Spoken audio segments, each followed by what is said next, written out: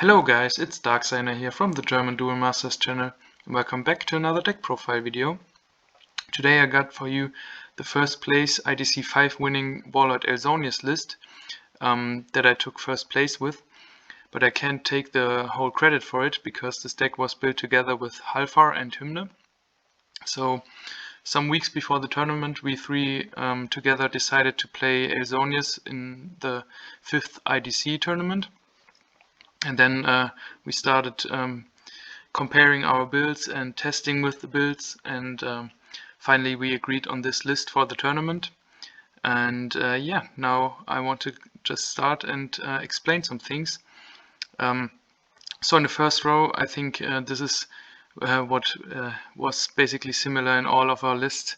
The 4 copies of Warlord Elsonius, the main card of the deck. You really want to see him on turn 5 because most decks can't deal with it until like a Bazaga Zeal Dragon in turn 7 or 8. So yeah, this guy really pressures the opponent, and it's the main reason why we play this deck and this Sith combination. It's a really aggressive deck that tries to pressure the opponent early on and then slap out Elsonius and see that your opponent can't deal with it and just finish the game with him. And to complement him, we need Evolution Bait, and the two best ones are Electro Explorer Zirion and Belix the Explorer. I think we didn't have any debate over those two. They were just the best. Zirion being just that big body with 3 mana and 4k power. And Belix is basically a Sarius with some upside later on in the game. But you have to be careful that you don't play too many spells.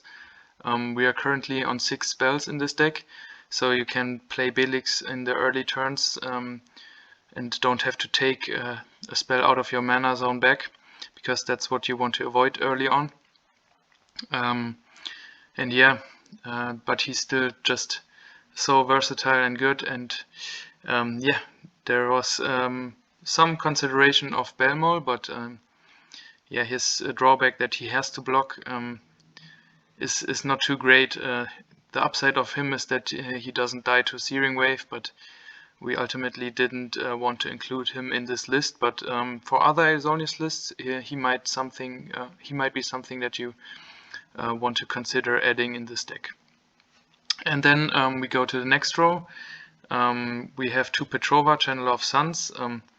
Yeah, that's basically the 5th and 6th copy of Elsonius, basically.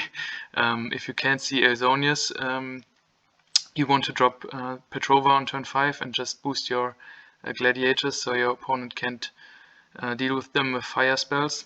And then it also has this targeting protection, so it yeah, has some finishing abilities like Elsonius. Of course not that good because it doesn't have speed attacker and double breaker, but still can finish out some games. Then we go on to 4 copies of Magris and 4 copies of Aqua Hulkers. This is the draw power of the deck, and in this part Hymne and I agreed basically that those two are the best 2 draw cards because they replace themselves and also give you a body on board to pressure the opponent. In the beginning, Halfar had a more conservative list that didn't want to go in that aggressively, and that therefore he played more energy streams. But yeah, we figured out that having the body on board is really needed in this deck. And then the last card in the second row is 4 copies of Emerald. It's just the best 2-drop besides Belix, and you really need those 2-drops. In our opinion, the 2-drops are even not enough. You should play more, but there aren't any good 2-drop creatures that you really want to add in. They are just like worse than Belix and Emerald, and that feels so bad if you include them. But Emerald is great against Rush or aggro decks because you can just set Surfer or Holy Aura or Colon, and also the Spirogate that can help you survive longer and win the game ultimately. And yeah, it's just a 2-drop attacker that can, a 2-drop creature that can attack, so it has that purpose as well. And now we go on to the last row. We have 3 Aqua Surfer, 3 Holy Awe and 2 Colon as our main shield trigger defense, and these 8 cards we also agreed on pretty much. In early builds we had 4 copies of Surfer and Holy Awe, but we found out that those are really cloggy if you play them at 4 and you draw too many of them, and 3 is more than enough. You have enough defense against aggressive decks, and against control decks they are pretty dead, so you don't want to see too many of them.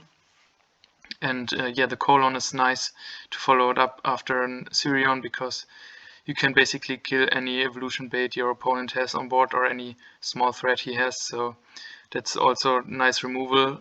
Of course, Surfer and Holy Awe also act as hardcast removal if you really need to play them. That's also possible. Then the 2 Spiral Gates, the Stream, the Arche, and the 2 Bingo were our 6 flag spots we had. And those were the main point of discussion while building this deck. We agreed in the end that 2 Spiral Gate is really nice because you need some more turn 2 potential. Of course, it doesn't bring anybody, but against aggro or rush decks, it's a play that you can hardcast on turn 2.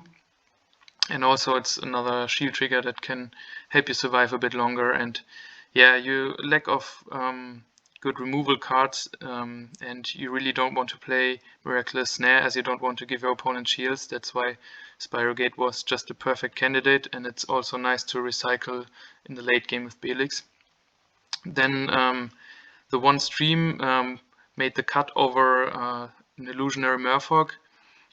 We had that in mind, but the Energy Stream is just draw without any conditions, so you don't have to have Emerald or Sirion on board. And also Merfolk draws on turn 5, and you need the draw before turn 5 because you want to see your wall at Elsonius as soon as possible. So that's why we decided on Energy Stream. And then the last 3 cards were hand guards, because we anticipated more control meta game in this tournament, and boy were we wrong with this decision. Those 3 cards basically came in dead in our hands the whole tournament. There was so there was so many aggro decks in this tournament. It was basically aggro meta. I think there were maybe two control decks out of 12 participants. So that call backfired a bit. Yeah, in future tournaments maybe we would consider cutting down 1 or 2 of the hand guards, but against control decks, 3 of them are pretty nice. You have the Arche for the Double Breaker and Bingo as a bait for Elsonius, but I don't think you need 3. Maybe 2 is the correct number. And also another thought we had was adding Corail in this deck alongside Illusionary Merfolk, because you play so many Cyberlords already. That could help you with the strategy, so you can go 2 different routes, not only the Gladiator route but also the Cyberlord route. But the problem is that you might be running too many 5-drops in that case, so you might have to drop 1 Petrova or 1 Elsonius, which you really don't want to do. So yeah, but it's also a point that we considered. And yeah, that was the list that we 3 guys played, and I managed to take first place with it. And yeah, let us know in the comments what you think of this deck. If you have any ideas or questions, feel free to comment down below. And I hope you guys enjoyed this video, and see you guys very soon. Bye!